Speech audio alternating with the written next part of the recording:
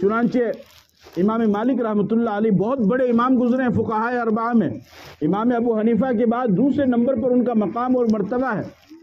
امام مالک رحمۃ اللہ علیہ مدینے کے اندر رہا کرتے تھے اور ان کی یہ چاہت، ان کی یہ خواہش تھی کہ مجھے مدینے میں موت آئے.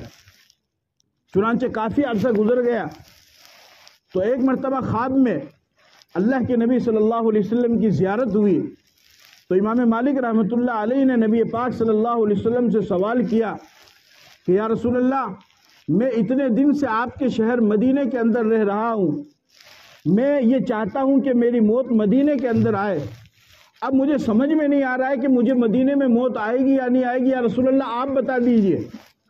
تو نبی پاک صلی اللہ علیہ وسلم نے امام مالک رحمۃ اللہ علیہ کو 5 انگلیوں کا اشارہ کیا. وہ بیدار ہوئے. بیدار ہونے کے بعد ان کو سمجھ میں نہیں آیا کہ پیغمبر کیا کہنا چاہتے ہیں، کیا بتانا چاہتے ہیں. 5 سال مراد ہے، 5 مہینے مراد ہے، 5 ہفتے مراد ہے، یا 5 گھنٹے 5 منٹ کیا ہے، کیا مراد ہے؟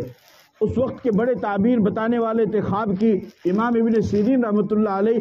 ان کے پاس امام مالک رحمۃ اللہ علیہ نے ایک شخص کو بھیجا اور ان سے فرمایا کہ جاؤ ان سے خواب کی تعبیر پوچھ کر کے آؤ. چنانچہ وہ شخص گیا.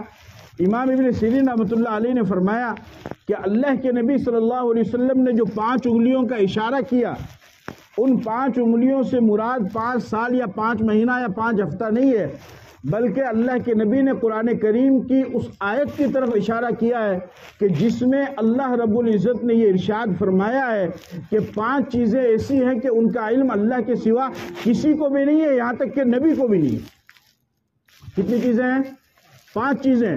5 چیزیں ایسی ہیں کہ ان کا علم اللہ کے سوا کسی کو بھی نہیں ہے، یہاں تک کہ نبی کو بھی نہیں ہے. وہ 5 چیزیں کیا ہے؟ فرمایا ان اللہ عنده علم الساعہ. قیامت کب آئے گی؟ یہ تو طے ہے، یقینی ہے کہ قیامت آئے گی، لیکن قیامت کب آئے گی اس کا علم اللہ کے سوا کسی کو بھی نہیں. اللہ ہی کو معلوم ہے کہ قیامت کب آئے گی. دوسرا فرمایا وَيُنَزِّلُ الْغَيْثَ. بارش کب آئے گی اس کا علم بھی اللہ کے سوا کسی کو نہیں ہے. موسم کی اطلاع دینے والے موسم کی اطلاع دیتے ہیں اور بتاتے ہیں، اور ابھی آج ہی دیکھ لیجئے صبح سے موسم بنا ہوا ہے لیکن اب تک بارش نہیں آئی. تو موسم بن جائے گا لیکن بارش آئے گی یا نہیں آئے گی، اور آئے گی تو کتنی آئے گی، رحمت بن کر آئے گی یا زحمت بن کر کے آئے گی، اس کا علم بھی اللہ کے سوا کسی کو نہیں. اگر بارش ضرورت کے مطابق ہو اور اتنی بارش برسے کہ جس سے کھیتیاں سرسبز و شاداب ہو جائے اور جانوروں کی اور انسان کی ضرورت پوری ہو جائے تو یہ بارش رحمت ہے. لیکن اگر بارش 1 مہینے تک برس جائے یا 1 ہفتے تک لگاتار بارش برستی رہے تو یہی بارش انسان کے لیے زحمت بن جاتی ہے. تو بارش کب آئے گی، کتنی آئے گی، وہ رحمت بن کر آئے گی یا زحمت بن کر آئے گی، اس کا علم اللہ کے سوا کسی کو نہیں ہے. تیسرا فرمایا وَيَعْلَمُ مَا فِي الْأَرْحَامِ. عورت کے رحم میں کیا ہے، عورت کے پیٹ میں کیا ہے، بچہ ہے یا بچی ہے. اور دوسرا سوال، وہ بچہ آگے چل کر کے نیک بخت ہوگا یا بدبخت ہوگا، وہ بچہ آگے چل کر کے نیک نامی کی زندگی گزارنے والا ہوگا یا بدنامی کی زندگی گزارنے والا ہوگا، وہ بچہ آگے چل کر کے اچھا ہوگا یا برائی کرنے والا ہوگا، اس کا علم اللہ کے سوا کسی کو نہیں ہے. آگے فرمایا وَمَا تَدْرِي نَفْسٌ مَاذَا تَكْسِبُ غَدًا. کل کے دن انسان کیا کام کرے گا، اس کا علم بھی اللہ کے سوا کسی کو نہیں ہے. کسی کو بھی اس کا علم نہیں ہے. انسان پروگرام بناتا ہے کل میں یہ کروں گا وہ کروں گا، لیکن کل کے دن وہ کام ہو پائے گا یا نہیں ہو پائے گا اس کا علم اللہ کے سوا کسی کو نہیں ہے.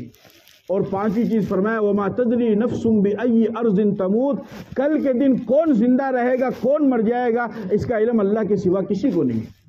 تو فرمایا کہ مالک تم جو مجھ سے سوال کر رہے ہو کہ میری مدینے میں موت آئے گی یا نہیں آئے گی، اس کا علم مجھے نہیں ہے. اس کا علم تو صرف اور صرف اللہ کو ہے کہ کس انسان کو کہاں پر موت آئے گی، کون انسان کہاں پر مرے گا، کون انسان کہاں پر اپنی جان دے دے گا، کس طریقے سے کس حالت میں جان دے گا، اس کا علم اللہ کے سوا کسی کو نہیں.